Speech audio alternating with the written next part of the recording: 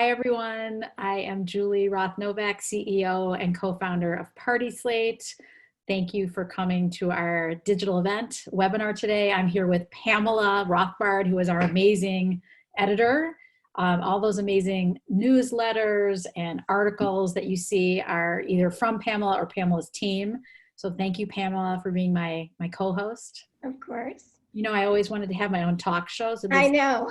This is the closest thing that I'm going to get, although never rule it out that I may be discovered one day to have my own show. So I know all you, someone from West Hollywood, all you LA people that have connections, feel free to pitch me for the next. Take me for the sidekick. Yeah, I will. You always need a sidekick. You always interject comments. Exactly. So, we have David Pressman. Hi, David. Everyone who's joining us, you can change your the chat to all panelists and attendees so that people can see who's here. Feel free to give us a shout out. We have a lot to cover today. Today's topic is the 5 key areas of building your digital footprint. For some of you who have been to some of our webinars before, this is almost like a summary masterclass of 5 different areas that we've talked about in the past. So I will say there'll be some refreshers at the beginning. And I always say, sometimes you need to hear it 4 or 5 times before it kind of sinks in what you need to do. So I'm giving you the heads up that there's going to be a little bit of a refresher on some of the topics we already covered. For those of you who are new to our Party Slate webinars, welcome. I think this is our 16th or 15th. I'm not quite sure. Kylie would know more than me. I think it's the 18th. I think is it really? 17, yeah. Okay. So it's the 18th digital event that we've done. We started during when COVID hit. We all went to lockdown and we kept thinking, what is the most help we can provide to this industry that's really hurting? And it's the thought leadership on digital marketing and what you can do to build your brand and work on your business from home or from the office by yourself without all of the other things you're so focused on, which is hosting these incredibly creative events. And so I'm going to just share my screen really quick and we're going to jump right in. Pamela, if we do have questions, please jump in. It always makes it more interesting to keep people engaged during the session with questions. So happy to answer those anytime. But our agenda today is 1, I'm going to recap why it's so critically important to organize your photo and video portfolio, because that is going to be the basis of how easy or difficult it is for you to really build your digital footprint. And so by organizing your photos and organizing your videos, you have easy access to find everything you need within a click so that you're not fumbling to actually get the things going in the projects you want to do, whether it's a website redesign or a facelift or your Party Slate profile or really going to the next level in social media. Then I'm going to talk about the 5 ways to optimize your digital footprint.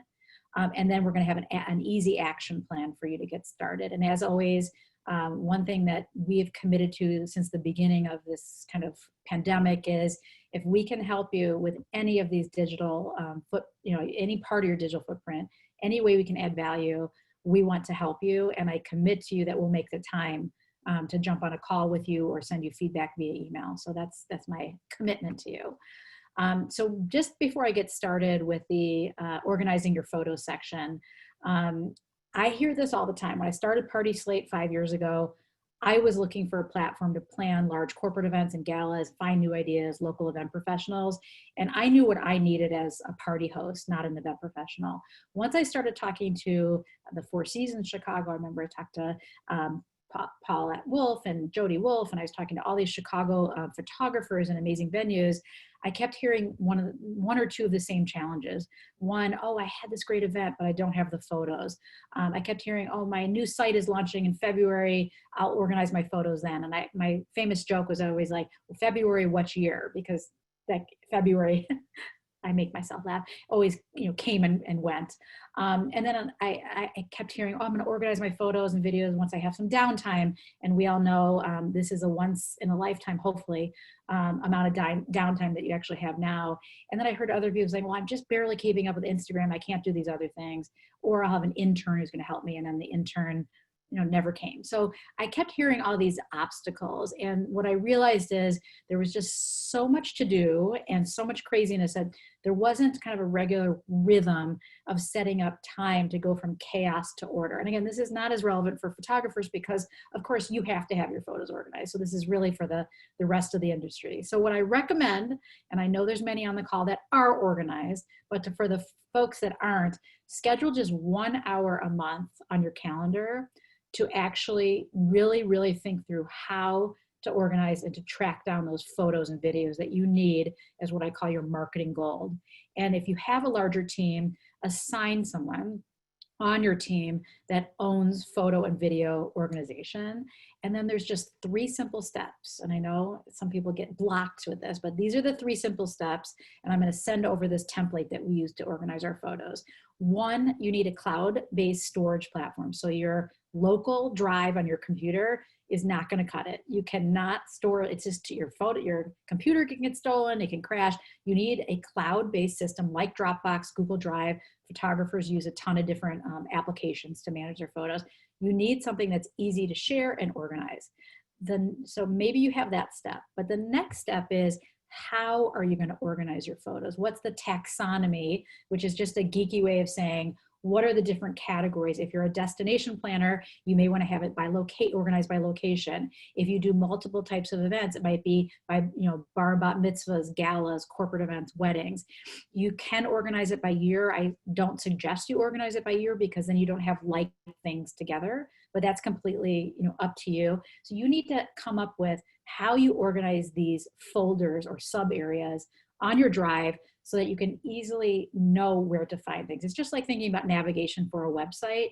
How are people, let's say a new intern starts or a new associate, how are they going to find the photos they need to find?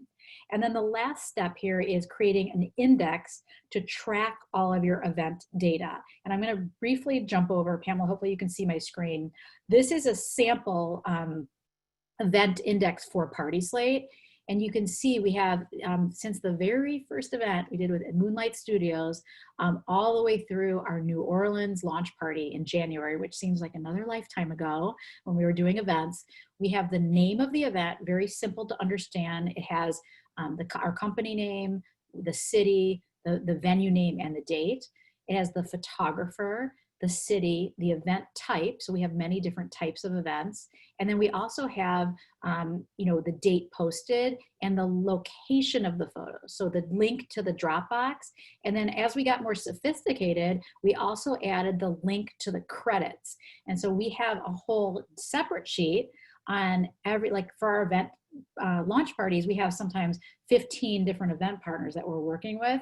And God forbid, we do not ever want to miss a credit when we post on Party Slate, when we post on social media. And Pamela can tell you, even if it's not our fault, if we miss a credit, we hear it from all over the country, and it's so important to us. So we'll fix those credits, but you want to make sure you have easy one-link tracking to all of your credits and to your event descriptions and everything else.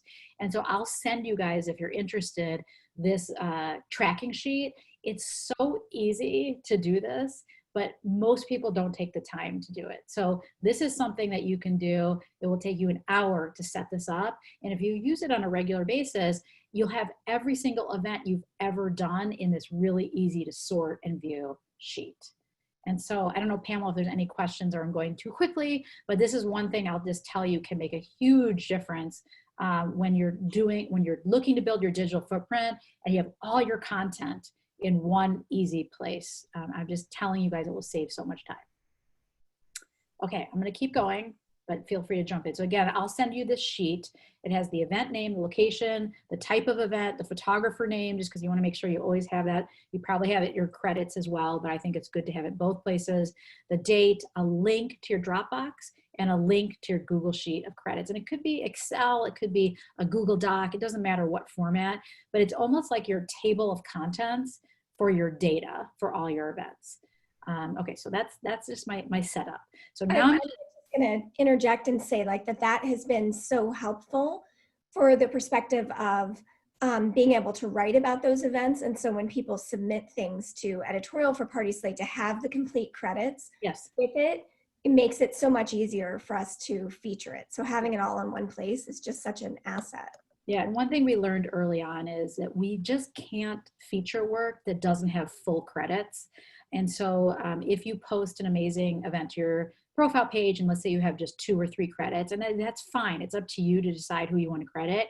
If we don't have the venue, the photographer, the decor company, maybe even the caterer, if it's in a raw space, we don't. Planner.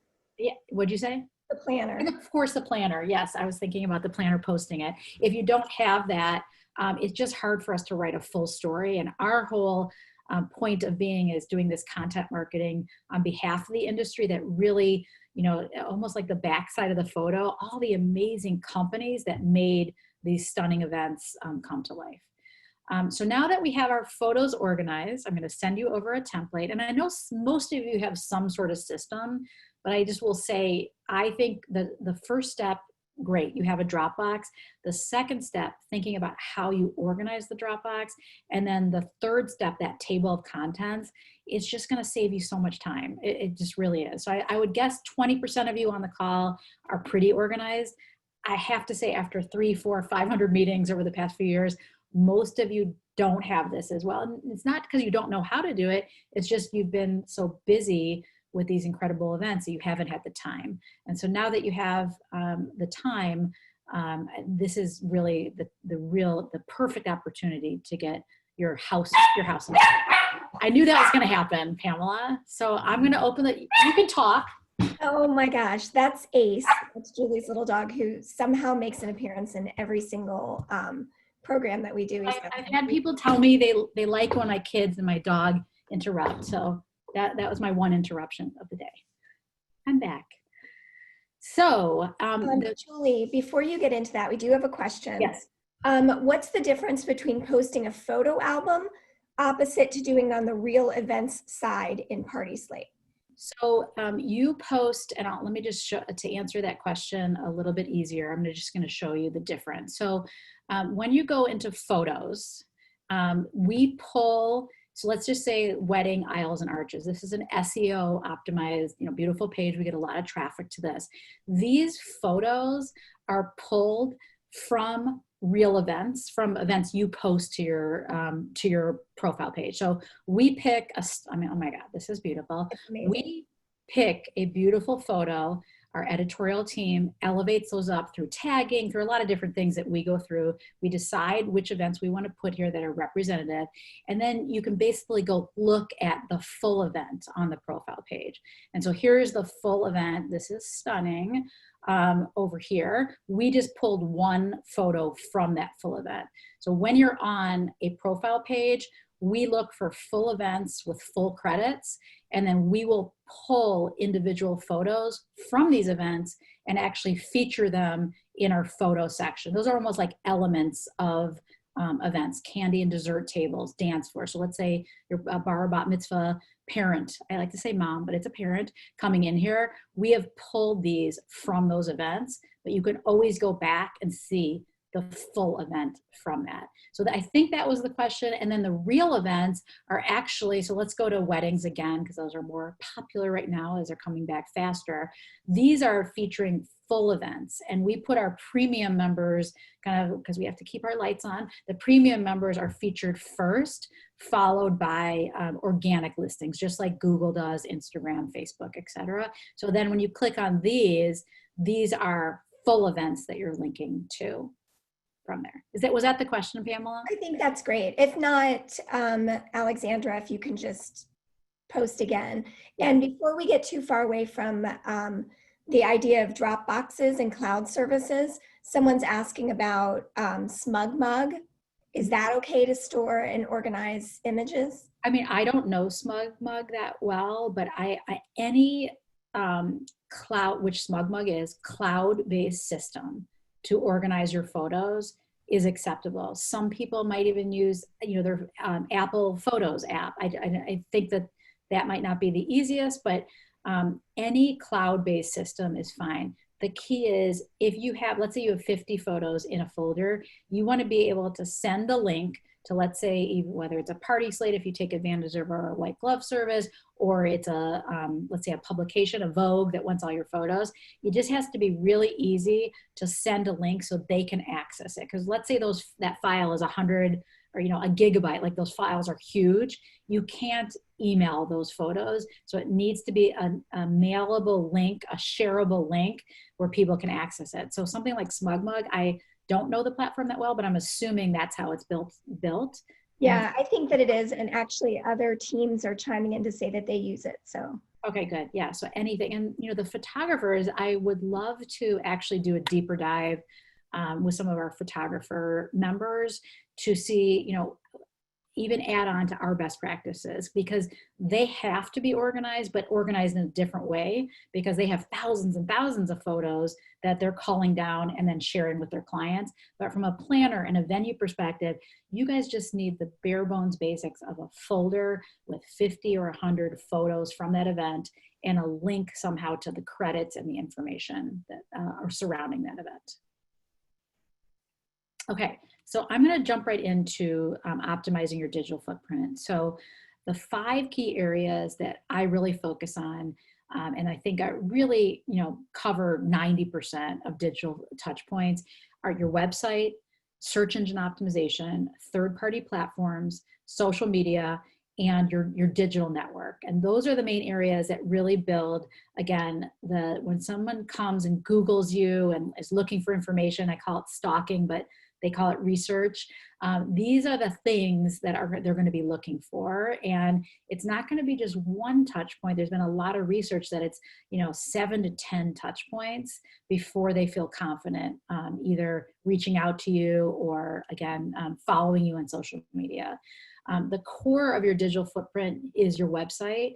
And there's only 5 areas when people say, oh, can you give me feedback on my website? These are the 5 things I look for. 1, you want a strong handshake. So really easily, who are you? What do you do? Share your story. So sometimes I go to a website and it's like, so generic. It's beautiful photos, but the copy is so generic that it takes me almost 5 or 6 minutes to figure out what this person does. So if you're a leading event planner or wedding planner in San Diego, if you do destination events, you want people to know that right away. And I call that your handshake. If you run into someone in an elevator, you have 30 seconds to kind of tell them what you do, what you're about, what you stand for. What are you going to say? You want that right on the first screen when they come to your website. Simple navigation. I love that we're a creative industry. I say don't get creative with your navigation. Be very, very straightforward. You can have beautiful photos and creative copy and beautiful designs, but your navigation should be so straightforward that it's like navigation for dummies. So I always say you need to have an about section. I don't care if you have a lot of about stuff on your homepage, you should still have a place that you can link to that tells you a little bit about either the history of the company or your specialties, things like that. A team section that can be underneath about, but team is so important. I was talking to a venue the other day and they said, is team important for venues? And it's probably not as important if you're, if you're a planner or photographer, that's more.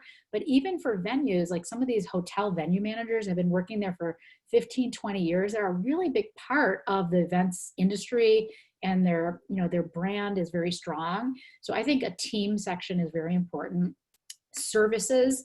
People want to know what can you do for them. Even if you're an event planner, you want to talk a little bit about your services, even the types of events that you do. And then gallery or photos, that can be where your photos and videos are. Easy access, again, with Party Slate. We just passed 800,000 photos. Pamela, I don't know if you know that, but 800,000 photos have been uploaded to Party Slate from leading event professionals, really mainly from North America, but all over the world. People want to see your photos. And in that photo section, the more description and copy you can add to that, the better it is for your SEO, which I'm going to talk about later. And then press and praise can be one section, but you want to build your authority.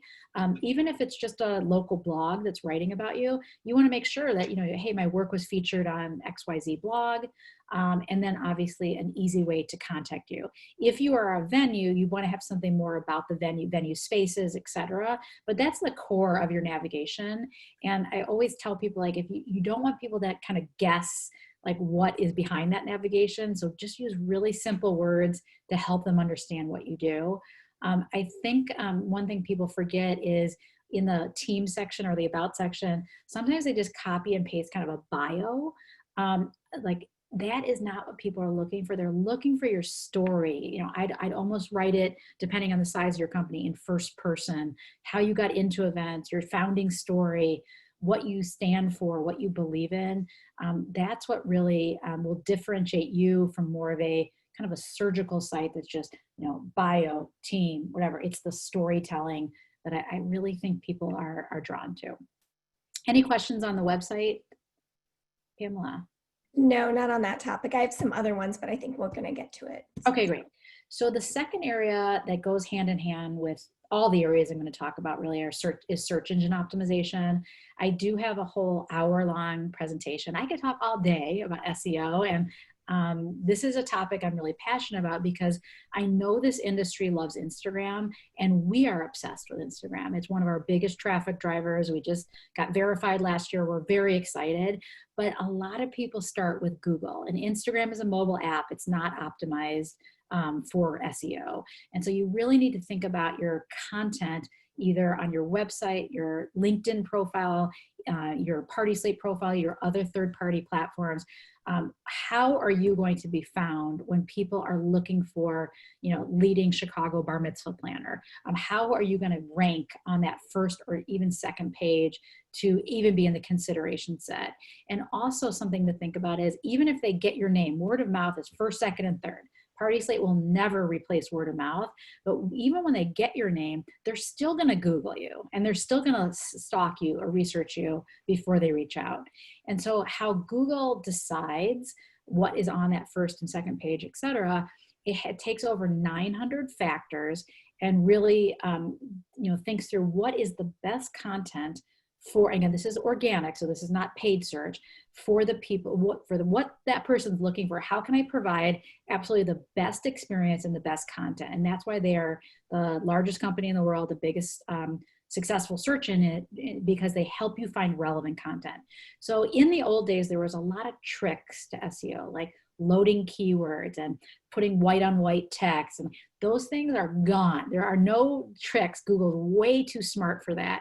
And so the three areas that Google looks at are content SEO, offsite SEO, which is just backlinking, and then technical SEO, which is a little bit more on the platform side, or how your site is built and optimized for mobile. And so of these 900 factors, the one I think is the easiest to work on and the least intimidating is just good content SEO. And so really thinking about the building blocks of what do you want to be found? How do you want to be found? What are the keywords that describe you? You can't, the word wedding planner, impossible to be ranked on. Again, companies like Party Slate and Knot and Wedding Wire and Wedding Spot and a ton of other people are working on those categories. Wedding dress manufacturers, like all these people or designers are looking for that word. But what you can rank on or have a better chance of ranking on is a long tail keyword, which is almost better because no one just puts like wedding ideas. They might put Chicago wedding venues, West Loop. Like they're going to put longer tail keywords, and that's where you have a better chance of being found. And so once you come up with those keywords that you want to rank for, come up with 20, 30, 40 that may include a city, the type of event professional that you are, something unique to what you do, then you want to create content around those areas. And so, for example, for a bar bat mitzvah planner in Chicago, you might think of what is every possible combination of bar bat mitzvah themes, bar bat mitzvah event planner, all these different words, and Chicago, North Shore, what are the words that are going to help you get found in Google? And then once you create content, you want to create content on your website, your blog, your social media channels, because Google's smart enough to get social signals, and then also third-party platforms like Party Slate. And so I know SEO is overwhelming to many people. My suggestion on where to get started is to really think about your content strategy and what is that place that you can actually break through and get a good shot at getting on that first page. One thing I always tell people on Party Slate is when you're putting your events on your profile page, think about it not as far as like Julie and Doug's wedding or Amanda and Chip, but modern all white wedding at the Four Seasons Chicago. And so thinking about seasonality, I know Pamela, you and your team are great at this when you're writing articles, is being very descriptive, including venue names, including city names, themes, colors. Those combinations are much more likely to be a match on Google.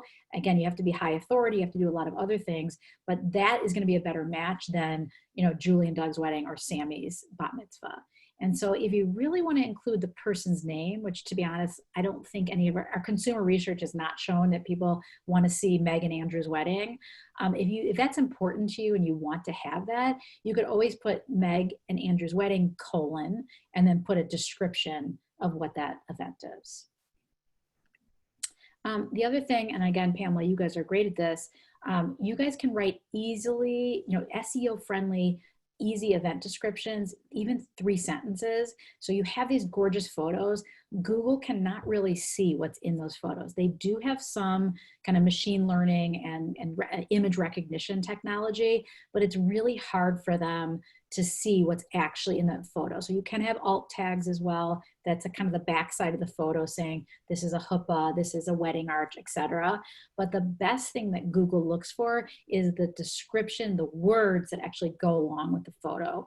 And so we have really built an SEO optimized profile page where you can add event descriptions really easily. We always say, kind of set the scene with, what the event type was and the location, talk a little bit about the decor, get descriptive, maybe something about the food, something that's unique or memorable, and then talk about the overall experience.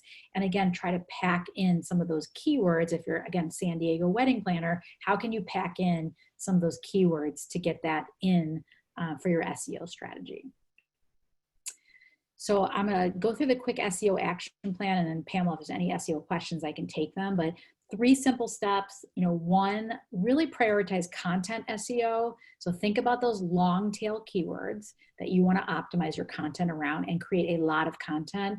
New research over the last year has shown that, it used to be 100 or 200 words, again, not to overwhelm you, but really some of the articles and pages that are ranking have 2,000 to 3,000 words. And you may think, oh my God, how am I going to come up with all this content?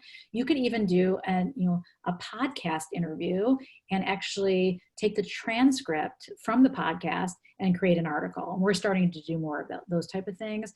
You could do a Q&A that you send off to your favorite venue. They fill out the Q&A and you post that. So there's a lot of ways you can create richer content that's not going to take you 5, 6, 7 hours to write it.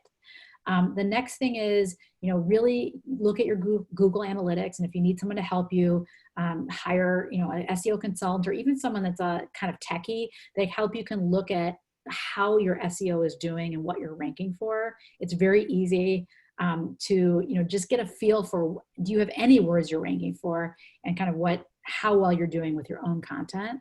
And then really think about your SEO strategy, not just your website, but your party Slate profile, your LinkedIn, Instagram, a lesser extent because it's not search, it's more of a mobile app, but really think through all the content that help you can reinforce those long tail keywords. Second area, go ahead, Pamela. Yeah, I was just going to ask, when you're talking about the real events that people are writing descriptions for, should every image have a description? So extra credit is every image. I just think realistically, it's, our team does a lot of SEO tagging for our premium members. So we go back in and tag all your photos for like those alt descriptions and tags. But I mean, extra credit would be writing a description for every photo. I just don't know how realistic that is. So we really optimize our SEO on either the profile page of your Party Slate profile page or the event album itself. We are not doing a lot of SEO effort on trying to get an individual photo to rank. And so that's why we really focus on the event description and those pages, because you can actually tell Google which pages you want to rank, and they take that under consideration. That's where I have to get my technical person to how to do that. But that's really what we focus on. So I would say extra credit would be every photo, but I would start with just a really, really great event description on top of those photos. So you want that page to rank with all those keywords versus the individual photo. So Julie, when you're talking about writing descriptions for an individual photo, what role can you talk a little bit more about alt text and Yeah. tags? Because that's So, different than a description. yeah, so the alt text, and those tags really help you with Google Images results. So when you go into Google and you're looking at the text results, that's kind of what you really think of as SEO, but many, many people look at Google Images to find inspiration, to kind of see, they're looking for something very specific. Of course, there's Pinterest, there's Google Images. So those alt tags really help with Google Images. That is the biggest value that those alt texts or alt tags can help you with. Right. Okay. And then one more SEO question Yeah. is, are there tools that you recommend? We've got people talking about HubSpot and SEMrush. Are there tools that you think make it easier to figure out what to target for SEO? Yeah, I mean, there's so many tools, and we created an SEO kind of template for you that has a list of all the tools that we use. There's hundreds of them, but yes, SEMrush, researching what the volume is on those keywords is really important, because if you have a keyword that only one person a month in the world searches for, that's not going to help you. But if you also have a keyword that has like 5 billion searches, that's also not going to be helpful, because it's going to be next to impossible to rank for those really popular keywords. So there's tons of tools on the tech side. Which I'll get to, the page speed insights, the technical SEO. You can type in your URL and see what your score is to see how well you're doing on a technical SEO perspective. So we'll send you guys all of these links afterwards, so you don't even have to take notes, and we can also send you the deck. But there's so many great free tools out there that can help you really identify those right keywords, and then also understand how you're doing from both a backlink strategy, so how many people are linking to your site, and then also your technical SEO, which is basically how easy is your website to navigate on mobile, on desktop, how quickly does it load, are the pages set up appropriately with your headlines and everything. That's another thing. So those are the 3 areas, but I don't want to overwhelm people. I know you have time, more time than you normally do, to focus on these digital marketing efforts. So my sense is, if you had to prioritize, I would get the content SEO first in order. What are the types of content you want to rank for? And then start thinking about backlink strategy, and then go to page speed insights to see how your website's doing. We started off, I think, 60, 70. I have to brag that we're at 99 as far as our page speed insights. So we have come a far way, and it's a big, big priority. SEO is probably one of our top marketing initiatives. I also would just add that we did an entire webinar on SEO. Yes. So, that if you missed that, that's something that's worth a watch. And you can find that on our best of page. Absolutely. So then the next area is third-party platforms. And I've mentioned this a few times, that I know you have so much on your plate, and you have your website, and you have all these social channels, and wasn't it a lot easier when you just had magazines and that was it?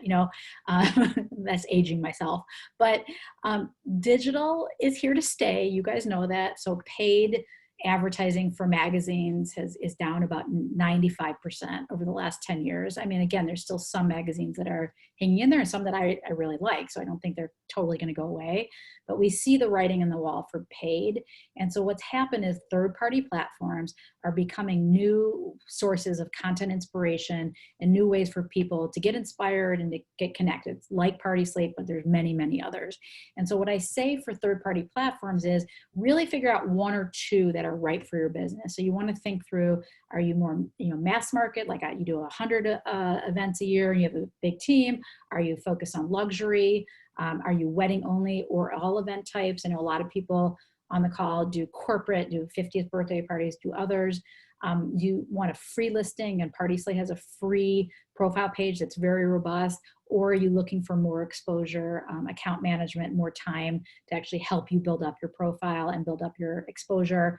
How much time do you have to manage and update? And then I also would say, think through, there is the inspiration marketing. So like Slate and others, where you're getting people kind of top of funnel, where they're looking for ideas, they haven't selected all their partners, or more of a kind of pay per lead model, which is more like a Thumbtack. And again, those are great. I mean, Thumbtack is huge for plumbers and others, and I know even people in the event industry that have tried Thumbtack. It's just a completely different strategy than what Party Slate and others are doing.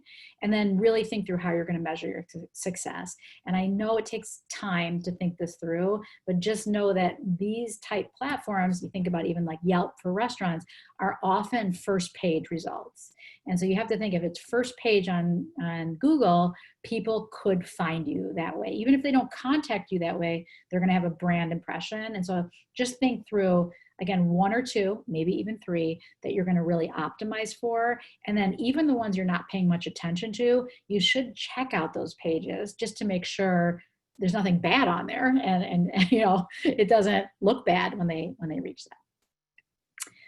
Social media, again, I've done so many webinars on this. And so what I've tried to do here is just put the highlights together. And so when you think of social media, some of these social media management tools are going to try to tell you, and some of them are great, oh, you can just, you know, launch once and then push out to all these different platforms.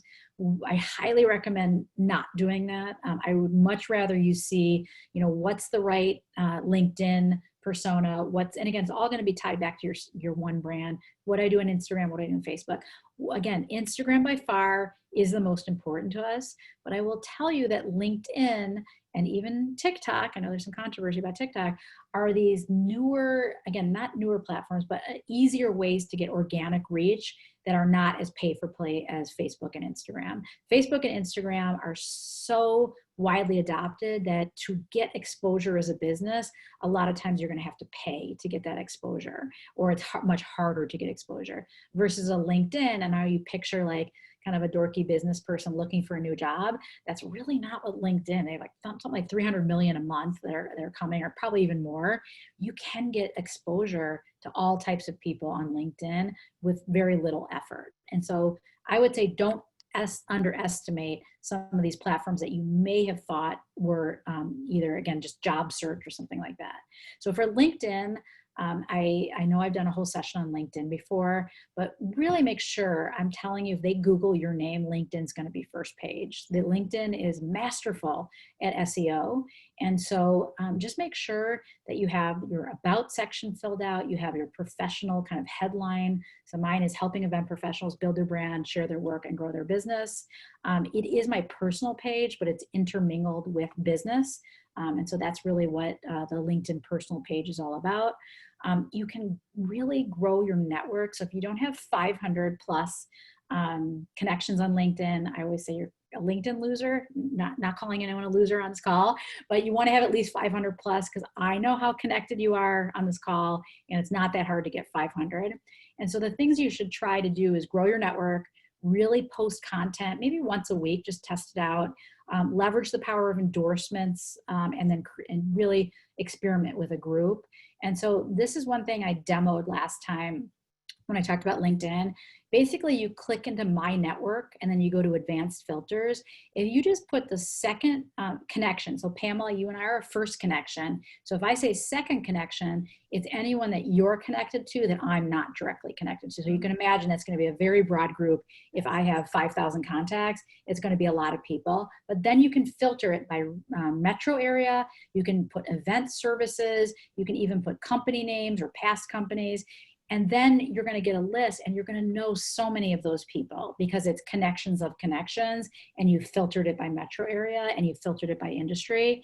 You can write really personal, kind of 1 or 2 sentences. Hey, just want to connect with you on LinkedIn, blah, blah, blah.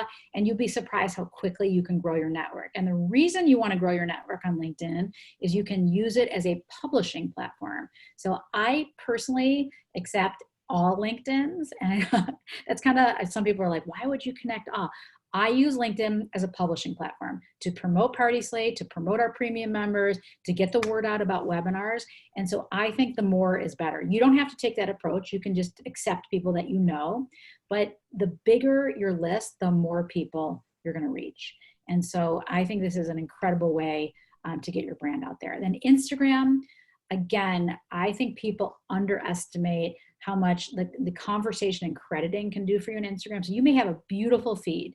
It's absolutely stunning, but you don't spend enough time like commenting on other people's posts or really thinking through your full crediting for the events you post, both crediting the photo and crediting in the post that you make.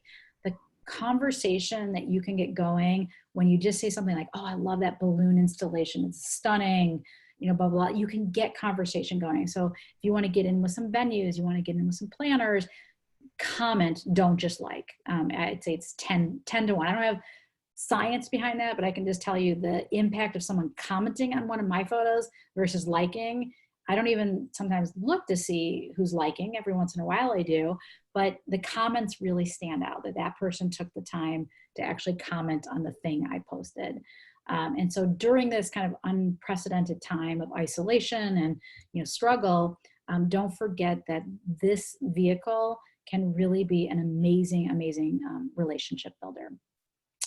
To get your credits easily formatted, I always say, back to the organizing your photos, you should always have, like this was for our New York launch party, we have credits that are formatted correctly for Instagram that we can copy and paste the day before or the week before, the day of the event, the day after, when we get the photos. So it's always easy. So we make the job easier for our partners to just copy and paste these Instagram formatted credits. And we make it so easy that everyone gets it right. And so this is something I think is kind of a nice relationship thing to do when you do an event with someone. Like, oh, I took the time to format the Instagram credits. Yeah, I'll text them to you. I'll email them to you.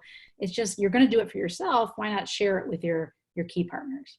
And then the last thing I'll say about Instagram is it's a gateway to deeper engagement. Yes, you'll get direct messages and that's great, but it's a great way to promote webinars, to promote your website, to see a full event on Party Slate, an article or blog. So you always want to make sure you have that call to action in your event or your post copy, so that you're, you know, either link in bio or a link tree or however you're driving deeper engagement.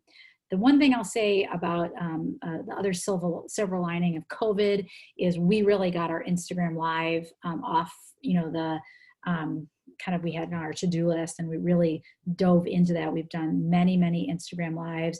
And not only is it great, even if you only have, let's say 50 people or 20 people or 100 people on an Instagram Live, it's the pre-promotion that you're doing the Instagram Live.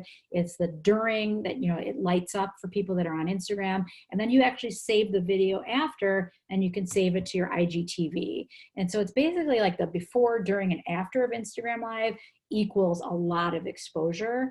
And so I think that many, many of you are doing this, and I think that's great. We're going to continue to do more and more of these. We also posted all of our event videos from our launch parties to IGTV, and that's been kind of fun looking back at, oh, remember our New Orleans party? And then you post the video and then it lives on IGTV. And those videos can be up to an hour long. So they can be interviews, they can be short form. So it's just another way to store your photos, your videos, I'm sorry. The last area I'll talk about is your digital network. I already talked about, you know, Instagram being a great way to build your network. The more you credit people, both in the photos and in the post section, the better. Again, you're going to immediately get feedback from those people, so it will drive engagement. We also say that we have, you know, the great network building on Party Slate. So once you post your photos to a profile page, I think this is, yeah, Four Seasons Beverly Hills, and you credit a planner, you credit Mindy Weiss, or you credit someone else, those photos go to their profile page. And then they're also going to get an email saying you've been credited by the Four Seasons Beverly Hills, or you've been credited by Mindy Weiss. So that's a great way to build relationships. Like, oh, wow, they credited me. That's great exposure. It connects me with the best venues. It connects me with my friendors in the industry, which is really, as you know, important. And lastly, on Party Slate, so many people ask, how can we take advantage of Party Slate? What is the best way to get exposure? For me, and I always tell people, it goes back to your profile page. And I'm gonna just, oh, Tracy Domino, love her. So let's say we're on Tracy Domino's profile page. A really easy way to make an impact is to have a stunning, you know, cover that really invites people in to learn more. Premium members now can have up to 5 profile covers. And so if you do mitzvahs, small events, galas, you can actually, it will rotate and actually show kind of a good kind of array of the type of events you do, especially if you do different types of events. Coming down here, showing your recognition. You've been featured places.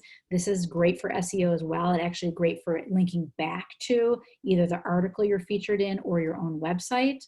Another great way, video. You can have a feature video right on your homepage or your profile page. This is another way for them to get to know your story. And then really the core of the strength of your profile page is really the event gallery. And so you can see here that Tracy has 36 stunning events. She didn't post all of them. So as you click down here, you can see she's credited in quite a few events. Oh my gosh, there's a lot of them here. I will keep going down.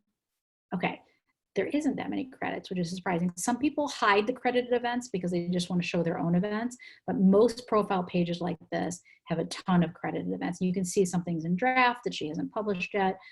So this is another great place. And then look at how many videos she has, which is incredible. 27 videos in her video gallery. That's also a huge SEO driver, which is great. And then when you scroll down, you can see all of the event professionals and venues that she's worked with are listed here. And she didn't have to create this page, this section. It's automatically created because she did an event at the Renaissance, the New Orleans Pharmacy Museum, the Stein Erikson Lodge. Oh, I love that place, Deer Valley.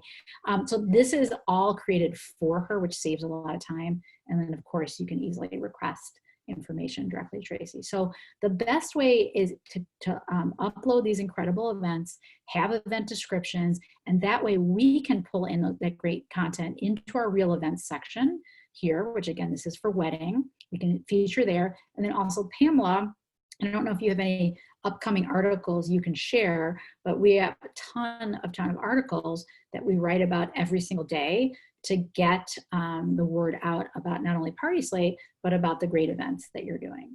Yeah, I'll hop in and share that we have a lot of content continuing on virtual events, but also intimate celebrations. So intimate weddings, at home, intimate, still beautiful, elegant birthday party celebrations, those types of things. So great. Love to hear from any ideas you have for articles, we're always looking for new ideas. We're always thinking a balance of what's great for consumers, but then also what's great for search engine optimization. So those are the two things that we balance. The second thing I talked about, inspiration marketing. You want to reach people that are high in the funnel, that have not selected their planner, that are not just looking for decor ideas. So what we do is provide, we try to say we're like Pinterest, but curated for the events industry, really going after the top 5-10% of the market across all events. And then also with credits. And so I know there's nothing more frustrating when you see a gorgeous photo on Pinterest, you click on it and then you can't even find the photo you clicked on, or it's a spammy page with a bunch of ads.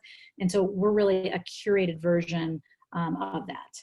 And then the last thing is really leveraging network effect marketing. So the more you credit on Party Slate, the more your work is going to be pushed out into our ecosystem, and the more exposure you're going to get for your brand.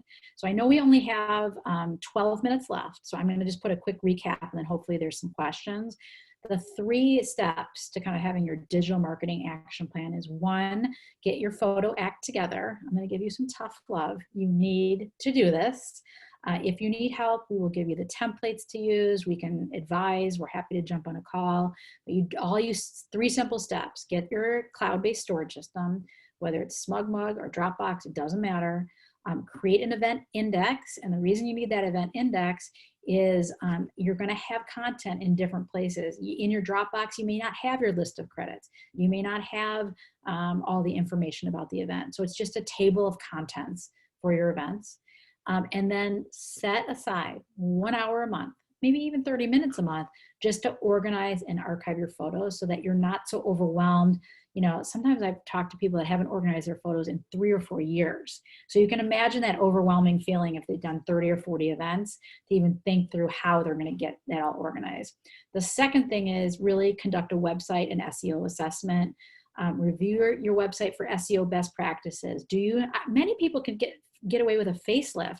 You don't need a full expensive website redesign. Just some simple changes to your navigation and your copywriting and your, upload some new photos could be enough.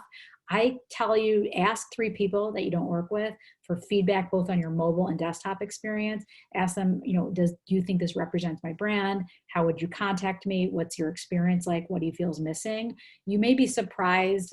You don't need to do like a 6-month McKinsey study on, what's wrong with your website. Just ask 3 people that are not in your company for feedback. And then finally, create a plan to prioritize your social media and your third-party platforms. You do not need to master every social media platform. So we have decided Twitter is not our top performing.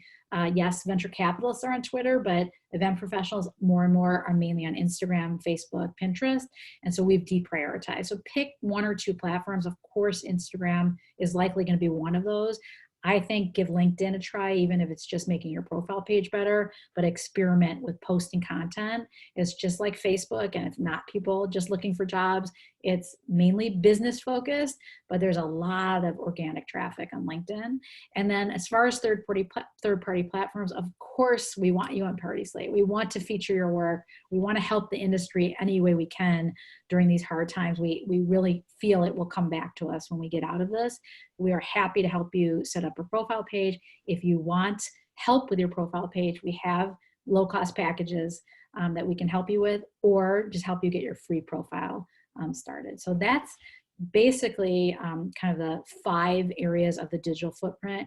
What we can do to help, and then we'll take questions. 1, I can send you the photo organization index. Super easy, but sometimes it helps to get started with something. Number 2, I'm a geek and like reviewing LinkedIn and websites. I'm happy to review your profiles for you. It takes me about 2 or 3 minutes. I'll jump on a 10-minute call with you. 3rd or 4th, we are happy to get your profile started. It's super easy. Really, there's no downside to getting your work up there, from the network to the beautiful profile page. And then lastly, I'm excited. Next week, we're inviting our email marketing guru, Chelsea, who's incredible, to our email marketing kind of 2.0 masterclass. We did our email marketing part 1.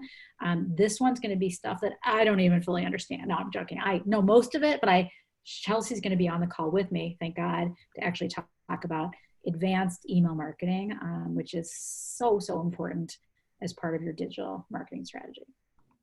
So that's all. Pamela. All right. Questions do we have? Okay, so before we get out of here, going back to the idea of doing an SEO audit and a site assessment, and I know you talked about asking friends. Are there any tools that you suggest for that assessment? Are there any external ranking kind of tools that could be used? Off the top of my head, there's so many. There's about 5 or 6 different ones that we use. And so we put that in our SEO template guideline that we have, the link to all of those resources. So I'll send those over, but there's so many different tools out there. And the most important ones are, for the technical SEO perspective, you want to know kind of that speed, I forget what it's called now, the speed test on you can get a 1 through 100. So that's really easy. And then the keyword research is another great tool. And then of course, Google Analytics is something that you need to know how to use so that you can at least see what your organic traffic looks like from your SEO efforts. And then you can even look at, what specific pages are ranking for you and how do you get a higher ranking for those pages. So there's so many tools out there. We put it all in one little package and we can send that off to you. Perfect. Okay, there's a question about where our information lives about virtual events. So we have a landing page called partyslate.com/virtual events. And someone maybe can put it in the chat room for us. Maybe Kylie can do that. And that's where we put our information on how you can find resources on people that are doing virtual events. I also don't know if we've yet linked our webinar that we did on hybrid/virtual events. And then we're going to be doing another one in the coming weeks about new virtual event tools and platforms that will be great for this industry. Because we believe virtual events are not going to go away, but they will never, ever replace an in-person event. We believe more and more, especially over the next year, there's going to be a lot more hybrid events where you have a smaller group in person and you may be pulling people in to the experience through a virtual kind of platform. So I'm excited to see more and more of those events. Yeah, me too.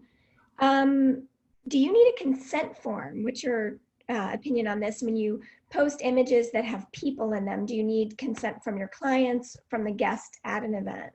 So you don't need consent from guests, but what you need is in your contract, most event professionals have the rights to use those photos for marketing purposes, not for commercial purposes. So for example, you couldn't take a photo and then sell it at a gallery. That's more for commercial use. But just like you post something to Instagram, posting something to Party Slate is exactly the same thing. So we have the same terms and conditions that all of the other social media platforms have. We're not a social platform, we're more of a marketing platform. So if you have the rights to use it on Facebook or Instagram, you have the rights to use it on Party Slate. If you are doing a very exclusive, high profile event where you know you are not allowed to share those photos and it's in your contract, I highly recommend not sharing those photos because you would never want to risk that relationship. But I would say 98% of the photos out there can be used for marketing purposes. If it's an exclusive celebrity that's selling the photos to People magazine, you already know that. You know you can't use those photos until they've gone live, until you get permission. So it's just kind of a common sense, but your contracts usually say you can use those photos for marketing purposes. And if you can't, one thing I'll advise you on, let's say it's a super high profile event, 6 months or a year after the event, you could go back to the client and say, could I use these 10 photos that are all decor, not people, to show off this stunning, buffet or show off something that was at that event. And a lot of times they say yes after time has passed. They're more concerned about the people photos, and that's right. I totally get that. Yeah. How do you request credit for an event that's been posted on Party Slate that you had a role in? Yeah, it's really easy. It's similar to like on Instagram. So let's say someone posted something and forgot to credit you. You can just direct message them like, hey, you forgot a credit. You can do the same thing on Party Slate. Just contact that pro. Typically you've done an event with them if you haven't been credited, so you already have their email address, and they're like, hey, you just posted this beautiful event, love it, do you mind crediting me on Party Slate? If you can't get through to them for some reason, you can always reach out to support@partyslate.com, but we always say you own your profile page. And just like Instagram, like let's say you're not credited, you're not going to call Instagram and say, hey, someone missed a credit, good luck getting through to Instagram. So we're happy to help you kind of if you can't work it out with your event partner, but if you can just reach out to your event partner directly and just say, hey, do you mind adding me as a credit? I'm confident that happens all the time. They will do it for you. Unless you're in some sort of lawsuit or something, which we see once a year or something. All right, and can you add photos to an already credited real event? So someone else uploaded the event and credited you in it. Are you able to add additional photos to that? That would be a really cool feature.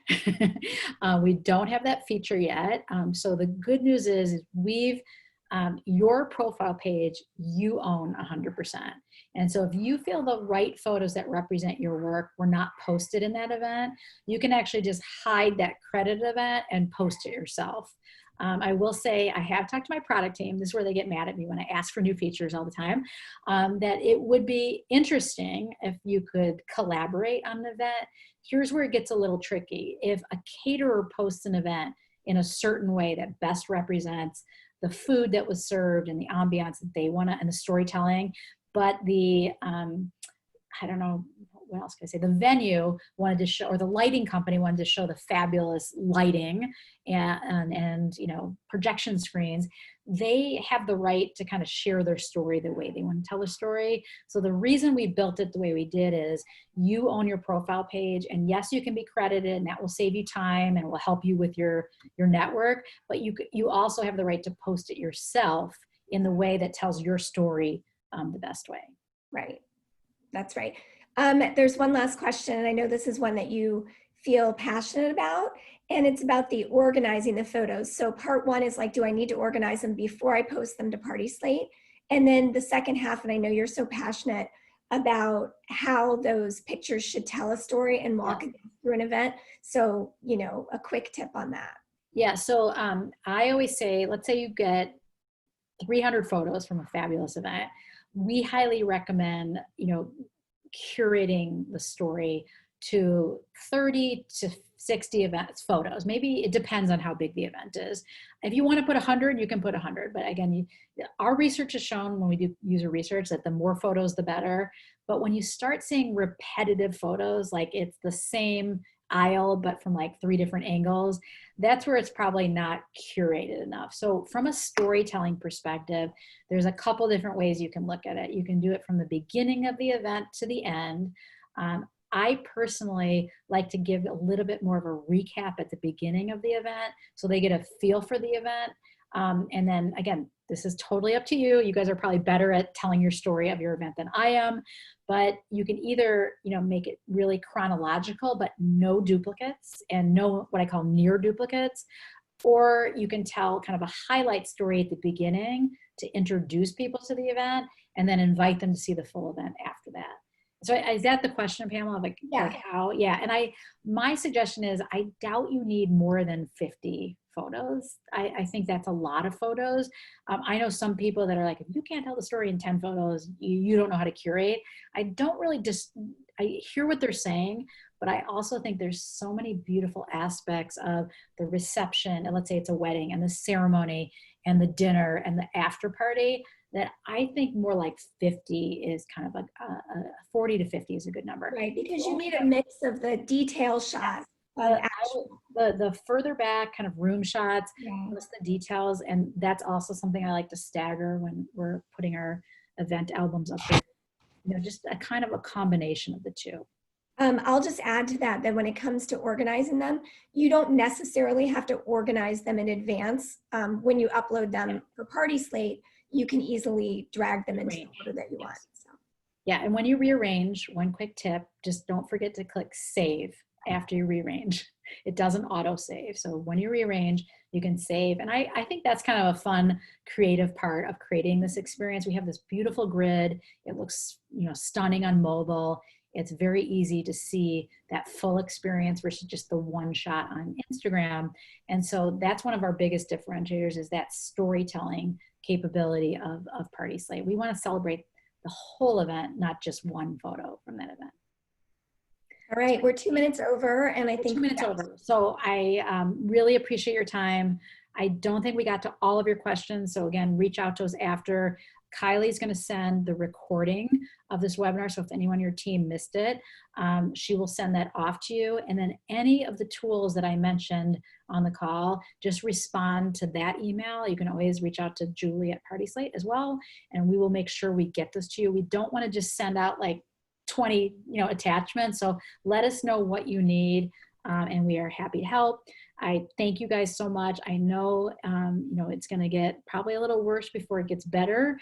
And we feel for everyone in this industry that is being creative and building your brands and doing everything you can, build relationships during this time of, I would say there are events, but not events like we once knew them.